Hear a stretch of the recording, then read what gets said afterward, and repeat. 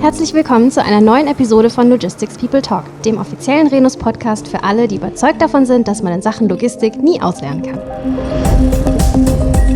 Präsentiert von Andrea Goretzky und Gwen Dünner. Unser Thema heute ist ein ganz besonders spannendes und aktuelles. Wir wollen nämlich mal schauen, welche Möglichkeiten Unternehmen haben, einen Weg aus den aktuellen Lieferkettenproblemen zu finden. Stichwort Transport-Related Warehousing, kurz TRW. Und da wollen wir heute mal genauer drauf schauen. Wir freuen uns sehr, dass wir heute mal zu Gast sind. Und zwar sind wir bei LOX Lagerlogistik in Gelsenkirchen. Und bei uns sitzt Uwe Karrenberg, Geschäftsführer bei LOX. Uwe, vielen Dank, dass du dir die Zeit genommen hast und willkommen bei Logistics People Talk. Ja, danke für die Einladung. Bin gern hier, habe mich schon gefreut auf den Termin und bin schon mal gespannt, was ihr so für Fragen für mich habt. Ja, da steigen wir doch mal direkt ein ins Thema. Internationale Lieferketten sind ja andauernd plötzlichen Veränderungen ausgesetzt, aber wahrscheinlich nicht so vielen gleichzeitig oder in kurzer Folge wie momentan. Brexit, die Corona-Pandemie, die Suez-Blockade, Lockdowns in Europa und China, der Ukraine-Krieg. Und für Unternehmen bedeutet das ja vor allem eins, also wenn die Supply Chain unterbrochen wird, werden Waren nicht geliefert, Kunden nicht bedient und im schlimmsten Fall die Versorgung der Gesellschaft gefährdet. Aber eine Unterbrechung der Lieferkette muss ja nicht immer eine negative Auswirkung haben. Stichwort Transport-Related Warehousing. Uwe, was hat es genau mit dem Begriff auf sich? Ja, generell Transport-Related Warehousing, ich meine, im Hauptteil haben wir Speditionen in ganz Europa und auf der Welt verteilt und transportieren im Wesentlichen Güter.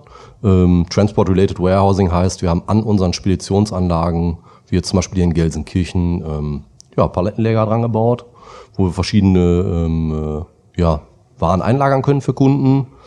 Und damit haben wir eine kurzfristige Verfügbarkeit der Waren. Früher hatten viele Unternehmen generell Läger, selber auch, haben sie abgebaut für Just-in-Time, Just-in-Sequence-Produktion. Das ist so ein Trend gewesen aus der Automobilindustrie. Wenig Kapitalbindung, immer schön schnell die Sachen verfügbar. Man sieht aber hier ganz klar, wenn man zumindest global arbeitet oder halt länderübergreifend, dass es halt zu Problemen führen kann, gerade wenn die Supply Chains oder Lieferketten entsprechend halt nicht mehr so funktionieren, wie sie funktionieren sollen. Dann braucht man halt wieder Pufferläger, so kann man das ruhig bezeichnen, oder Läger, wo man einfach Güter zur Verfügung hat, um durchzuproduzieren. Ja, das ist vom Prinzip her der Vorteil bei uns, weil wir aus den Lägern und deswegen Transport-Related einlagern können. Können wir gleich vielleicht nochmal auf so ein Beispiel aus dem Brexit eingehen. Das war ja auch einer der Punkte. Oder eigentlich kann man direkt einspeisen. Das heißt, das Lager, man sieht das auf den Bildern, wir gucken uns das vielleicht nachher nochmal an, ist direkt an die Umschlagsanlage angebaut und wir können direkt aus dem Lager in die Transporter einspeisen. Extrem hohe Verfügbarkeit, extrem kurze Lieferzeiten, speziell hier in Gelsenkirchen ein Mega-Benefit für unsere Kunden. Ja, weil wir, ich glaube, über 70 Destinationen direkt anfahren und damit innerhalb kürzester Zeit die Ware durch ganz Europa transportieren können aus unseren Lägern raus. Ja. Und hier sieht man dieses TRW-Konzept. Vom Prinzip her kommt die Ware hier rein, das seht ihr da jetzt gleich im Lager. Und wir gehen dann hier praktisch in die Spuren rein, direkt für die Verteilung. Ja, das heißt, Containerware kommt rein, wir löschen die, dann kartoniert auf die Paletten gestapelt mit einem gewissen Packschema. Das haben wir gemacht alles, das wird dann gewickelt auch. Ja. Und wird dann in die Spur gestellt und wird dann direkt in die Verkehre eingespeist. Ja, und das ist halt der Benefit, den du hast, wenn du ein Umschlagslager hast, Transport-Related, und jetzt nicht noch sagen musst, ja, dann kommt die Ware an, dann gucke ich mal, ob ich einen Transport mal finde irgendwann so. Ne? Du hast halt eine höhere Umschlagsgeschwindigkeit damit. Und für uns ein super Zusatzgeschäft. Ne? Was du beschreibst, klingt jetzt teilweise fast schon ein bisschen wie die normale Kontraktlogistik. Das bietet Renus ja durchaus auch an. Wie grenzt ihr euch dazu ab? Also was ist der Unterschied zwischen der klassischen Kontraktlogistik und Transport-Related Warehouse? Ja, zum einen gibt es zwei Ansätze. Also nehmen wir mal das Beispiel wirklich aus dem Transport eingehend und dann einlagern und weiter transportieren. Das macht die Kontrakt gar nicht. Kontrakt hält Ware vor, also wirklich Lagerkapazitäten in Größenordnungen, die wir auch gar nicht haben. Also wir haben hier knapp 7.000 Stellplätze am Standort, haben das jetzt erweitert diesen Monat um nochmal 4.000 ungefähr. Das drüben in der Anlage wird nochmal dran gebaut ein bisschen. Die Größe ist der wesentliche Unterschied. Und Wir nehmen auch von Partnern Ware mal kurzfristig auf, können die zwischenlagern, in sogenannte Zollläger einlagern auch. Das ist das Thema Brexit auch. Das hat uns sehr geholfen, dass wir so ein Lager haben, weil die Ware kommt aus England raus, ist noch nicht verzollt oder muss nach England rüber und wir können die zwischenpuffern für den Kunden. Das bietet die Kontraktlogistik auch nicht an. Kontraktlogistik fokussiert sich im Wesentlichen auf Großkunden. Ich sag mal so 3000 Palettenstellplätze und größer. Wir zielen eher so auf den normalen Mittelstand ab, also unsere vielleicht Kleinkunden für die Kontraktlogistik, auch wirtschaftlich nicht ganz so interessant für die, weil die halt mehr, ja, ich sag mal, Mehrwertservices bieten. Also Kommissioniergeschäfte und. Das machen wir auch teilweise für Kunden, aber unser Kernfokus liegt wirklich auf dem Transport und wir bieten halt zusätzlich ein bisschen Lagerfläche an. Jetzt aber nicht überproportional. Das ist so der wesentliche Unterschied zur Kontraktlogistik, die Größe einfach. Ja? Und die Kontraktlogistik hat natürlich auch keine Spedition hinten dran, sondern die beauftragen uns dann wieder Waren vorzuholen, umzuschlagen, zu bündeln oder nutzen einfach Frachtführer für Werksversorgung. Ja, das ist so der größte Unterschied. Also da gibt es eine ganz klare Abgrenzung auch. Also wir halten fest, kleinere Aufträge, dafür höhere Flexibilität. Genau. Das klingt ja auch nach einer Menge anspruchsvoller Herausforderungen. Wie begegnet ihr dem bei LOX? Ja, nehmen wir mal das Beispiel Brexit, um dabei zu bleiben, weil es halt vielleicht nicht mehr ganz so aktuell ist wie das Thema Ukraine, was auch einen Einfluss auf die Lagermengen hat definitiv. Wir mussten innerhalb kürzester Zeit neue Prozesse aufbauen, um die Ware, die kam, entsprechend zwischenzulagern, damit sie verzollt werden konnte und dann praktisch in den europäischen Markt eingeführt werden durfte. Das ist natürlich hochdynamisch, macht aber auch eine Menge Spaß. Natürlich hat man da nicht so viel Vorbereitung wie vielleicht in der Kontraktanlage, wo man dann mit einem Kunden mehrjährige Lagerverträge abschließt und sagt, ich baue dir eine Anlage, weiß ich nicht, 50.000 Quadratmeter oder ein Multi-User-Center, wo man auch mehrjährige Lagerverträge eingeht. Ist dynamisch, man muss die Prozesse ziemlich schlank halten, sonst verdient man nämlich damit auch kein Geld, sondern zahlt eher drauf. Das war so früher mal der Ansatz von einem Spediteur, ich transportiere und ein bisschen Lager habe ich auch. Ne? Haben in dem Lager in der Regel aber auch gar keine Marge drauf gehabt. Ist nicht unser Ansatz. Natürlich wollen wir mit der Lagerung und Vorhaltung auch ein bisschen Geld verdienen. Speziell für das Thema Brexit Subdienstleister der eigenen Spedition sind, können wir das natürlich kostengünstig anbieten. Ja, und somit haben wir so eine Nische auch aufgetan mit diesem THW-Konzept, was Kontraktleger nicht haben, aber auch nicht brauchen. Ja. So sind wir zum Beispiel auch in Kontakt mit der Warehousing Solution, tauschen uns aus über Anfragen, die für die vielleicht nicht interessant sind, für uns aber dann wieder. Und andersrum, wenn wir zum Beispiel Anfragen kriegen, geben wir die Sales Leads einfach weiter. Und das sind so Potenziale, die man vorher nicht hatte, die wir natürlich ausschöpfen, um unsere Kunden entsprechend besser bedienen zu können mit den Dienstleistungen. Wenn wir jetzt mal auf das Thema Energie und Nachhaltigkeit schauen, das ist ja wirklich ein besonders heißes Thema. Was bedeutet die Nachhaltigkeit im Blick auf THW? Was spielt das bei euch für eine Rolle und wie begegnet ihr dem Thema? Es gibt ja verschiedene Ansätze in der Nachhaltigkeit, gerade in der Logistik. Wir verbrauchen natürlich Wickelfolien, viele. Wir hatten und haben noch teilweise Gasstapler, die wir jetzt austauschen durch Lithium-Ionen-Stapler. Da haben wir einen großen Invest jetzt getätigt oder werden den jetzt tätigen über die nächsten 2 bis 3 Jahre und die ganze Flotte austauschen. Also gerade das Thema Flurförderfahrzeuge, das ist ein Riesenthema. Ja, Wickelfolie auch. Wir haben Wickelroboter angeschafft, die vollautomatisch wickeln. Also die stellt man einfach nur an die Palette ran und früher ist da halt ein Mensch rumgelaufen und hat dann gewickelt oder man musste aufwendig die Ware in eine stationäre Wickelmaschine fahren. Gibt es mittlerweile mobile Geräte, die wickeln besser, verbrauchen weniger Folie.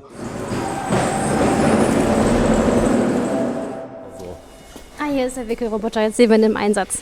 Genau. Vom Prinzip her, das ist die Erweiterung des THW-Konzepts auch hier, ne? Weil drüben alles voll war. Wir gesagt haben, okay, wir haben so viel Volumen im Zulauf. Die Kunden brauchen einfach mehr Lagerflächen, transportnahe Lagerflächen, um auch ihre Abrufe zu machen. Ne? So, der wird jetzt dann da rangefahren und dann? Ja, komm, wir fahren mal hier rum und dann hast du noch was zu wickeln, ja, ne?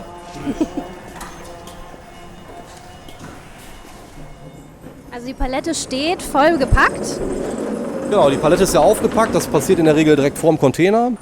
Container geht auf, dann hat man hinten dieses Fangnetz, was ihr gerade gesehen habt. Dann werden die Kartons, dann gibt es ein Packschema für die Ware. Ja. Ne? Jetzt gibt's da. Genau. Jetzt wurde der Roboter Folie gestartet. einmal eingesteckt. Der wird daneben gestellt. Jetzt und fährt er von selber rum mit so einem Rad. Genau, und das, was Misst früher das ab. praktisch der Mitarbeiter selber gemacht hat, mit dem Wickeln, macht jetzt der Roboter vollautomatisch. Jetzt hätte der Mitarbeiter Zeit für andere Tätigkeiten, aber ist auch mal ganz gut, weil wir natürlich auch gucken, dass die Leute nicht 3, 4 Stunden, 8 Stunden am Tag Kartons auf Paletten stapeln, können die da auch mal kurz durchatmen. Oh, da wird ja ganz schön zügig. Also ja, der wickelt, so. der wickelt relativ zügig. Da kann man einstellen, wie viel Wicklung der macht auch. Das Gerät selber kann sogar wasserdicht wickeln.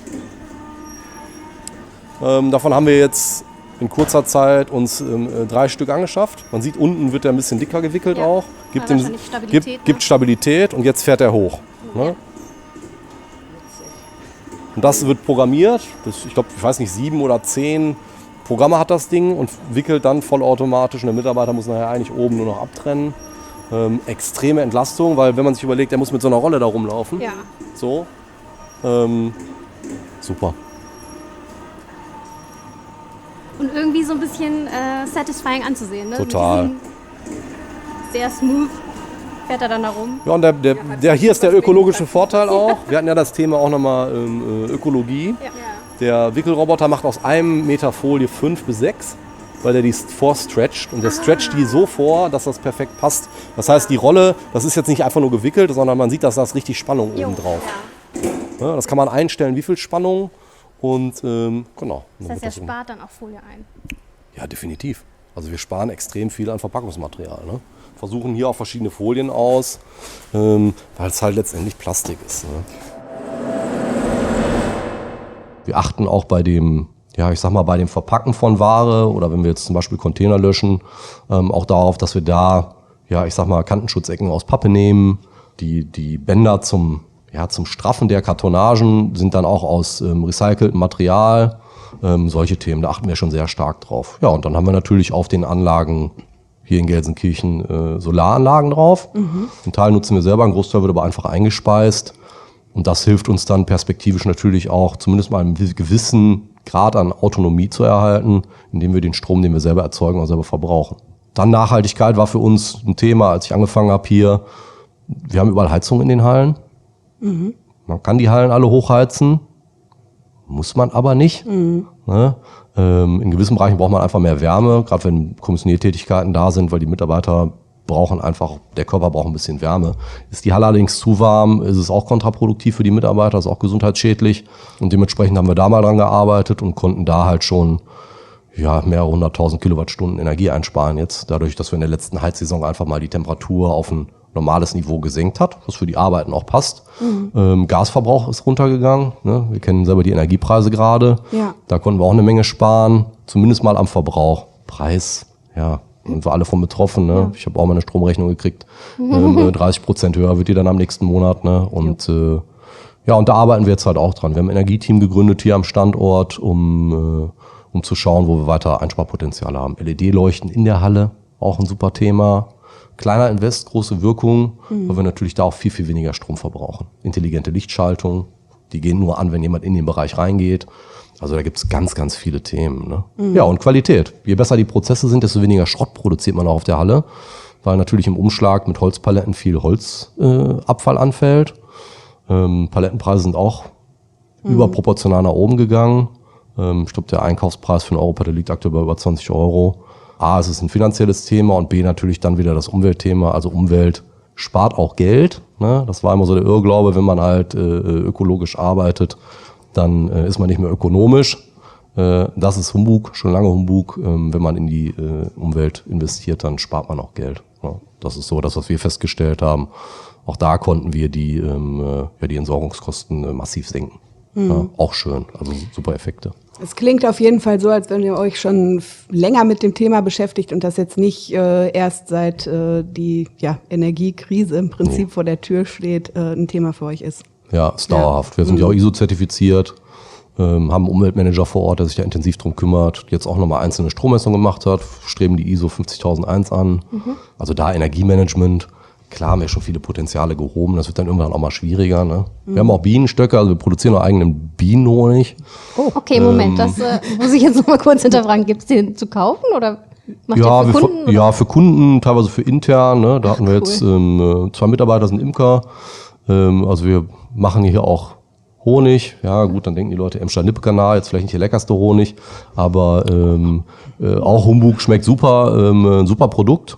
Ja, wir sagen immer, wir machen in Logistik Solar und Honig. Ne? So, das ist Schöne so Kombi. unser Motto. Genau. Trimodal. Trimodal, genau. Kurze Zwischenfrage, bevor ich jetzt in die Case Study reingehe. Habt ihr dann entsprechend auch schon eine Vorbereitung jetzt für diese Gasmangellage, die sich ja so ein bisschen andeutet? Gibt es da schon irgendwelche Pläne, wenn jetzt wirklich mal das Gas abgestaltet wird? Na gut, wir selber brauchen nicht so viel Gas. Problem wird natürlich, werden die Flugförderfahrzeuge werden. Aber da sehe ich auch keinen so starken Engpass. Da habe ich letztes Jahr schon angefangen, mich mit auseinanderzusetzen, bevor der Krieg auch kam, weil ich denke, man braucht kein Gas. Und man hat mal Diesel gefahren auf der Halle, dann ist man umgestiegen auf Gas, weil es ja dann sauberer war. Aber hat nur aufgrund der Sauberkeit ist auf dem Verbrenner geblieben. Klar, das Lithium-Ionen haben wir nachher auch vielleicht ein Entsorgungsproblem. Aber das haben wir langfristig ja nicht mehr, weil wir können dann, und das sehen wir in anderen Unternehmen der Redmann-Gruppe, die nutzen dann teilweise Batterietechnologie als Blockspeicher. Ja. Das könnten wir mit den Lithium-Akkus nachher auch probieren, ne, von den Flurförderfahrzeugen, die wir haben. Die Second Life dann. Second Life Verwertung von den Geräten. Da können wir natürlich auf die Kollegen der Remondis zurückgreifen. Ne? Die haben da mega Erfahrung drin. Das ist ein Riesenpotenzial, auch praktisch übergreifend. Ne? Mal abgesehen von der ganzen Logistik. Und ansonsten ja Heizung. Ne? Also wir statten die Mitarbeiter mit Thermounterwäsche aus. Im Winter dann nochmal. Dann Bewusstseinsschulung. Wir haben jetzt ein Schnelllauftor neu eingebaut auch. Weil wenn man sich das vorstellt, wir haben an der Anlage über 100 Tore. Die wirken halt wie so ein Kamin. Ne? Dann macht man einmal auf und dann geht die ganze Hitze raus. Und dann macht man die wieder zu und dann heizt es wieder auf. Und dann hat man immer wieder die, ne? Und das ist halt ein riesen Energieverbrauch und da müssen wir einfach ein bisschen bewusster arbeiten. Wir haben letztes Jahr schon damit angefangen, konnten wir, wie gesagt, schon Gaseinsparungen erzielen und müssen einfach weiter daran arbeiten. Man darf die Temperatur, und das ist auch unsinnig, nicht so weit runterfahren, weil die Mitarbeiter müssen arbeiten. Aber unsere neuen Flurförderfahrzeuge haben zum Beispiel auch eine Sitzheizung. Ne? Solche Sachen. Schon mal komfortabel. Also man kann dann technisch ein bisschen dran arbeiten an der Energiesparen. Gerade wenn man guckt, es sind halt endliche Rohstoffe. Ne? Ja, das stimmt. Ja. Gut, dann gehen wir über zur Case Study. Wir wollen jetzt auch noch mal einen Blick auf eure bisherigen Erfahrungen im Bereich Transport-Related Warehousing werfen. Du hattest uns im Vorfeld schon verraten, dass Soho House einer eurer Kunden ist. Wem das jetzt nicht sagt, das ist ein Anbieter von High-End-Luxus-Club-Hotels, die auch eigene Möbel, Deko, Interieurprodukte etc. verkaufen. Wie haben sich die eben genannten Veränderungen der Lieferkette auf das Geschäft von Soho House ausgewirkt? Also vor welchen Problemen stand der Kunde da? Ja, im Wesentlichen stand der Kunde vor dem Problem, dass er seine ganze Ware in UK eingelagert hat. Das war zum einen dann das Thema Brexit und dann kommen natürlich die Schwierigkeiten der Versorgung aus Asien dazu. Und er hat dann halt gesagt, so die Basisversorgung B2B, also praktisch seine Hotelketten mit den Basisgütern. Man kann sich so Haus so vorstellen, man geht in das, man zahlt einen Clubbeitrag, dann darf man in diese Hotels rein und man kann in dem Hotel, alles was man sieht, kann man theoretisch kaufen. Betten, Couch, Gläser, High-End-Produkte, also recht tolle Qualität, Kopfkissen, ne, also wirklich alles. Ein super Konzept, ne, very dedicated, sage ich jetzt mal, für die Kunden. Da sind dann auch Hollywood-Sternchen dabei und was weiß ich nicht alles. So, und die haben natürlich keine Lust, 30 Tage auf einen Bademantel zu warten. Gut, die kaufen dann halt irgendwann im Hotel vielleicht mal den Bademantel oder bestellen sich 2 Couchen, aber auch die sollten dann irgendwann mal kommen. Und die Verfügbarkeit in den Hotels für diese Basisgüter war halt nicht mehr so gegeben. Das heißt, die hatten Lieferzeiten von über 30 Tagen aus England raus. Unsere Kollegen aus England, ne, aus der Renus-Gruppe Warehousing Solutions, sind dann auf uns zugekommen und haben gesagt, habt ihr Kapazitäten? Die Menge ist auch nicht so viel. Also es sind so zwischen 800 und 1200 Stellplätzen. Das passt auch in unser Konzept rein, weil mehr wollen wir eigentlich auch nicht haben bei einem Kunden, weil es dann auch wieder was für die Kontraktlogistik ist. Aber für die Kontraktlogistik selber war es zu klein, da wollte es halt wieder keiner haben. Und dann haben wir gesagt, guck mal, wenn du die Ware bei uns einlagerst, verzollt, können wir dir ganz Europa innerhalb von 3 bis 5 Tagen bedienen. Und das war für die natürlich ein Mehrwert. Vorher über 30 Tage von der Insel runter, jetzt nur noch 3 bis 5. Ich meine, wenn man im Luxussegment ist, ne, dann erwartet man auch einen entsprechenden Service. Und wir sind Dienstleister, also sind wir auch eine Servicegesellschaft, um das mal so grob zu nehmen. Und die sind sehr, sehr zufrieden. Ne? Also wir haben den Kunden innerhalb von, ich glaube, 2 bis 3 Wochen aufgeschaltet. Das ist ein börsennotierter Konzern, der hat hohe Anforderungen an die Warenverfügbarkeit und an die Inventarisierung und so. Waren da sehr, sehr flexibel auch mit unserem Platz, den wir dann hatten, haben Platz freigemacht für die. Ja, und dann halt entsprechend eingelagert und dann ging es auch schon los. Ne? Und die Kollegen aus UK haben dann die Sachen, die sie halt hatten, vorgepackt hier rein, wir dementsprechend umgepackt. Und ja, und seitdem lagern wir und fangen jetzt, der Kunde ist jetzt gerade so, ja, nicht mehr in der Ramp-Up-Phase, ist schon ein paar Monate jetzt bei uns, aber es gibt immer noch ein bisschen was zu tun mit dem. Ja, und das macht eine Menge Spaß. Also sehr, sehr zufrieden mit dem Service. Ne? Ich meine, vorher 30 Tage, jetzt 3. Ne? Und wir können vielleicht auch durch die Größe, die wir haben, einen anderen Service bieten. Ne? Muss man auch mal einfach sagen. Ja, das ist, das war so Soho-Haus. Ne? Im Rahmen vom Brexit ein Riesenthema. Ne? Also dass Unternehmen gesagt haben, boah, wie kriegen wir das denn jetzt hin? Gerade vielleicht auch Unternehmen, die nicht zwingend an die Insel gebunden sind. Ne? Im B2C-Bereich haben die da noch viel. Also es ist noch ein Riesenbestand, auch in UK. Es ist jetzt nicht so, dass wir das ganze Geschäft abgenommen haben. Ja, das war schon knackig, das Projekt. Da hat das Team aber auch super gearbeitet. Und da sieht man einfach auch, das ist auch der Grund, warum ich gerne in der Logistik arbeite, ist halt Teamwork. Ne? Ja. Aber das ist schon echt schön. Ja, das war so Soho-Haus. Ja, das war spannend, definitiv. Das heißt, der große Trick dabei war tatsächlich, das Geschäft im Prinzip aus UK rauszunehmen und hier vor Ort zu machen.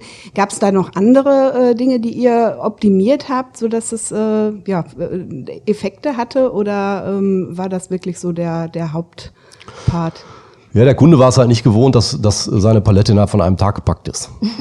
So. Ja, also wir haben natürlich auch höhere Abrufgeschwindigkeiten, können wir dem bieten. Das heißt, der ruft ab und will morgens seine Ware haben, kann dann natürlich seine Lieferzeit noch mehr verkürzen auch. Also die haben uns die erste Palette nach Spanien, ging die, glaube ich, nach Barcelona, wenn mich nicht alles täuscht. Das funktioniert fast vollautomatisch. Die kommunizieren dann vollautomatisch via Schnittstelle mit unseren Software-Systemen, also unserem Warenwirtschaftssystem, rufen dann ab. Dann haben sie abgerufen, dann hatten wir die Palette halt am selben Tag noch fertig gepackt, weil es halt reingepasst hat. Und fertig gemeldet. Das geht innerhalb von Same Day. Ja, geht Same Day bei gewissen Dingen. So, hier ist der Kommissionierbereich. Also vom Prinzip her wird die Ware hier bereitgestellt. Grüß Sie. Und wird dann hier von den Kommissioniererinnen und Kommissionierern entsprechend gepackt. Ja, ne, sieht so in Kartonagen. so eine Werkbank, ne? Ja, genau. Ist auch so. Vom Prinzip her so die Werkstatt. Ne? Ja. Hier wird dann Etikette montiert. Und Premium halt. Ne? Ich meine, man darf auch nicht vergessen, es ist ein Premium-Kunde, der zahlt auch einen Premium-Preis, also braucht er auch einen Premium-Service. Ne? Das ist halt das, was wir auch dem Kunden gesagt haben. Wir können andere Preise nehmen bei den Stückzahlen, müssen dann aber auch einen anderen Service bieten. Also wir können nicht den Standard-Service bieten für so einen Standard-Lagerkunden, der dann mal anruft und irgendwann geht halt seine Ware raus, sondern dann haben unsere Kunden halt auch einen anderen Anspruch, der die aber auch an uns bindet und zufrieden hält. Ja. Das ist für uns wichtig. Jetzt in diesem Fall hört sich das ja an, als hätte es wirklich komplett gut aufeinander gepasst. Also die Lösung perfekt zu der Herausforderung. Gibt es denn aus deiner Sicht andere Branchen, für die sich Transport-Related Warehousing auch insbesondere lohnt oder geeignet ist, um die Lieferketten aufrechtzuerhalten zum Beispiel? Ja, also wir haben ja verschiedene, hauptsächlich im Konsumgut, sagt man so. Ne? Wir versuchen schon Konsumgut einzulagern auch, haben natürlich aber auch Kunden, die produzieren. Das heißt, wir haben viele, viele Anfragen. Eine spannende Anfrage war zum Beispiel von einem Hersteller für Betonbauteile, der macht so Hausverkleidung. Der hatte überlegt, jetzt habe ich Chemie. Wir haben natürlich kein ADR-Lager hier, also wir dürfen Gefahrstoffe einlagern, aber keine Gefahrgüter. Da gibt es so feine Abgrenzungen auch. Das sind so die baulichen Herausforderungen, Genehmigungslage etc. pp. Die überlegen natürlich, wie kann ich meine Lieferkette sicherstellen, also will ich zwischenpuffern. Ich selber will aber gar nicht lagern, weil ich von Logistik mal gar keine Ahnung habe, sondern ich will einen Dienstleister haben, der für mich halt 5 bis 15 Paletten einlagert, was weiß ich, IBCs oder und die dann abruft. Das haben wir schon gesehen. Wir sehen das Volumen im THW-Bereich, die Anfragen gehen hoch. Ja, das hat nichts mit Brexit zu tun, sondern mit den restlichen Störungen der Lieferketten. Und Kunden neigen dazu, das ist das, was man so wirtschaftlich sieht, eigene Bestände wieder aufzubauen, um Lieferkettensicherheit herzustellen. Warum? Was nützt Just in Time, Just in Sequence, wenn ich kein Produkt habe, was ich verkaufen kann? Beispiel Firmenwagen. Ich kriege einen neuen Firmenwagen, den brauche ich ja nun mal beruflich. Bestellt letztes Jahr. Ich glaube im April, jetzt haben wir August, Lieferzeit vielleicht Oktober, vielleicht auch nicht.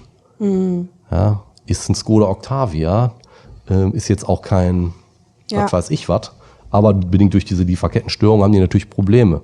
Just-in-Time, Just-in-Sequence funktioniert super, wenn man alles hat und die Lieferkette passt. Passt die Lieferkette nicht, haben wir Probleme. Und deswegen also alle versuchen natürlich wieder ein bisschen was da reinzupacken. Nimmt natürlich Kapital für Investitionen, weil das muss ich natürlich wieder in Material binden. Das heißt, das hat dann auch wieder so einen kleinen Effekt auf das Wirtschaftswachstum langfristig, weil man natürlich mehr Kapital in Teile steckt und Lagerhaltung, die man halt nicht frei investieren kann in Neuentwicklung oder sonstige Dinge. Ne? Das sind so die Dinge, die wir so sehen. Das heißt, wir sehen so ein bisschen Verschiebung, aber Logistik, so wie wir halt sind, wir finden ja immer Wege und Mittel, Dienstleistungen anzubieten oder halt auch noch neue dann zu schaffen. Ne? Ja, das sehen wir schon. Ja, definitiv. THW. Wenn du da mal so den Blick in die Glaskugel wagst, werden diese Probleme denn deiner Meinung nach noch lange anhalten oder ist da irgendwie so ein bisschen Entspannung in Sicht? Also wird das Thema THW für euch weiterhin ein ganz, ganz heißes bleiben oder wie wird sich das deiner Meinung nach so entwickeln? Ich glaube, das ist ein super Riesenthema und extremes Wachstumspotenzial. Wir sehen das, als der Krieg in der Ukraine angefangen hat. Sind die Anfragen für Lagermengen extrem nach oben gegangen. Zusätzlich nochmal. Also wir haben den Brexit gesehen, wir haben dann Covid gesehen, den Lockdown in Shanghai in Asien. Das heißt, da kommt die Ware nicht raus. Wir haben selber Kunden, ja jetzt schon die Ware aus Asien einlagern. Kunden, die Übermengen bestellen, um Sicherheitspuffer weiter aufzubauen, dann aber selber gar keine Lagerkapazitäten haben. Das heißt, jetzt kommt die Ware an, die bleibt oben im Hafen stecken. Das ist das, was wir jetzt gerade sehen. Weil die oben auch alle voll sind in den Binnenhäfen und in den Seehäfen. Genau. Das ist ein Riesenpotenzial für die Kollegen der Air & Ocean, ne, gerade so LCL, Containersendungen und. Ne, mit denen sprechen wir auch viel, für die machen wir auch so ein paar Containergeschäfte. Das Volumen steigt an im THW-Bereich, definitiv. Und ich sehe den Trend da auch nachhaltig hin, weil viele der Unternehmen einfach sagen, wenn ich nochmal so Umsatzeinbußen habe, vom Prinzip her, passiert ja Folgendes, der liefern kann, da geht man dann auch hin. Ich bin ja auch am Überlegen, brauche ich ein Auto überhaupt? Ne? Hab ja noch eins. Ne? Und wenn das jeder überlegt, dann wird halt auch weniger abgenommen. Ja, und der liefern kann, der macht halt den Umsatz. Und das ist halt immer so ein Spiel, das ist natürlich unternehmerisches Denken. Und ich gehe davon aus, dass viele Unternehmen sich Sicherheitsbestände weiter aufbauen, haben sowieso alle schon, weil man in so einer Supply Chain immer so Wellen hat. Aber die Wellen waren diesmal eindeutig zu groß, auch hintereinander. Und wir wissen nicht, wie sich das langfristig auswirkt. Auch in Asien mit der Lockdown-Nummer, die da immer fahren. Ja. Dann die Containermängel. Wir sehen das jetzt in den USA zum Beispiel auch, ne, die jetzt auch Strafgebühren auf Container erheben. Die sagen, die versuchen das per Gesetz durchzubringen, selbe Menge rein, selbe Menge raus an Containern. Ne, sonst kannst du hier gar nichts mehr machen. Ansonsten zahlst du pro Tag x Euro. Bei uns die Seehäfen erhöhen Strafgebühren für diese Mengen, weil was machen die ganzen Kunden? Die lassen die Ware im Hafen liegen und nutzen den Hafen als Lager, ja, weil es halt günstig ist, weil es da keine Mieten gibt. Jetzt haben die aber die Containermieten hochgezogen im Hafen, wo die dann teilweise bis zu 100 Euro pro Tag pro Container bezahlen. So, und dadurch haben wir wieder die Chance gekriegt, Container zu löschen. Ja, das ist für uns ein Riesending geworden, wo wir sagen, okay, wir können dem Kunden jetzt in Gelsenkirchen Container löschen anbieten, wo wir dann praktisch ein neues Produkt geschaffen haben. Container kommt rein, wird dementsprechend umgepackt, Packschema drauf, fertig. Bei einem anderen Kunden, den wir haben, für den wir 4.000, fast 5.000 Quadratmeter angemietet haben jetzt, wo wir den 5.000 Stellplätze reinbauen, der praktisch dieses THW-Konzept sehr zu schätzen weiß, um praktisch seine Übermengen aus den Häfen runterzuholen. Das ist schon irre zu sehen momentan. Also Riesenpotenzial, aber natürlich auch Riesenherausforderungen. Ne? Weil die Flächen, die wir brauchen für das, was jetzt halt noch überall schwimmt und schwebt, das waren zu viele Wellen. Ne? Und die bauen sich jetzt auf und wenn die alle mal brechen, dann kommt so eine Riesenwelle an Ware auf uns zu. Die können viele nicht verarbeiten. Das wird auch uns noch 2-3 Jahre mit Sicherheit weiter begleiten. Einfach weil es zu viel Ware ist. So sehe ich das. Für uns ein Potenzial, das aufzubauen, langfristige Kundenbindung zu schaffen, uns wieder bekannter am Markt zu machen. Zum einen als Gelsenkirchener Containerstandort, sage ich jetzt mal. Ne? Wenn es gut läuft, haben wir Ende des Jahres knapp 1000 Seefrachtcontainer hier abgearbeitet. Vorher hatten wir so im Schnitt vielleicht 100. Ja, also hier kommt der Container an, der ist jetzt schon so gut wie leer. Wird dann auf Palette gepackt. Ah jo, das ist ja dunkel da drin in dem Container. Ja, ist auch ein Problem. Ne? Also das sind auch, wir können ja mal in den Container rein. Also Arbeitsbedingungen. Aber wir werden jetzt nicht mit verschifft hier. Deswegen ist auch wichtig Signalwesten. Ne? Man Also sieht krass, das auch, von ja. der Reflexion her. Muss man mal gucken, was wir machen, ob wir noch einen Strahl reinbauen. Aber jetzt kommen wir hier rein. Kommen wir hier rein. Merkst du das? Oh, die Hitze. Gehen wir weiter rein. Also so ungefähr wie wenn man aus dem Flugzeug in den Airport kommt und es ist irgendwie 50 In Grad. Bangkok aus dem Flieger steigen. Ja, genau. Ja. Das ist schon ein Anstieg. Das ist schon ein Anstieg vom Volumen. Ne? Und ja, es ist natürlich auch körperliche Arbeit. Ne? Darf man auch nicht vergessen. Und dann haben wir wieder einen Fachkräftemangel und das betrifft uns dann auch wieder. Aber das ist ein anderes Thema. Das hat mit THW nicht so viel zu tun. Da versuchen wir halt weiter zu automatisieren mit Wickelrobotern, Packschemen, automatischen Rollbändern und. Ne?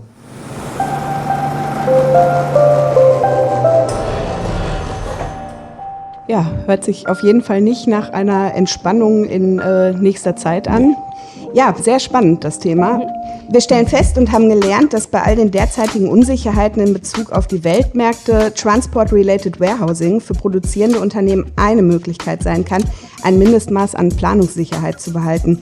Noch ist es nicht zu allen durchgedrungen, aber wir sind gespannt, wie sich dieser Trend entwickeln wird. Und wir setzen darauf, Uwe, dass du uns hier in Zukunft auch auf dem Laufenden halten wirst. Für den Moment aber erst einmal ganz, ganz herzlichen Dank für deine spannenden Insights und toll, dass du unser Gast gewesen bist. Ja, hat Spaß gemacht heute. Danke dafür.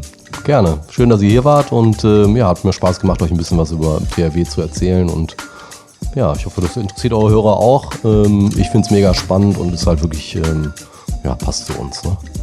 Ja. Super Überleitung. Aufruf an unsere Hörer, wenn es Ihnen gefallen hat, dann lassen Sie uns das wissen. Geben Sie uns bitte ein Like, einen Kommentar. Teilen Sie die Folge mit Ihren Mitmenschen, Partnern, Kollegen, Familienmitgliedern, Freunden. Alle Folgen von Logistics People Talk finden Sie wie immer überall dort, wo es Podcasts gibt. Wir hoffen, Sie hören auch nächstes Mal wieder rein. Es grüßen aus Gelsenkirchen Andrea Goretzky und Gwen Dünner.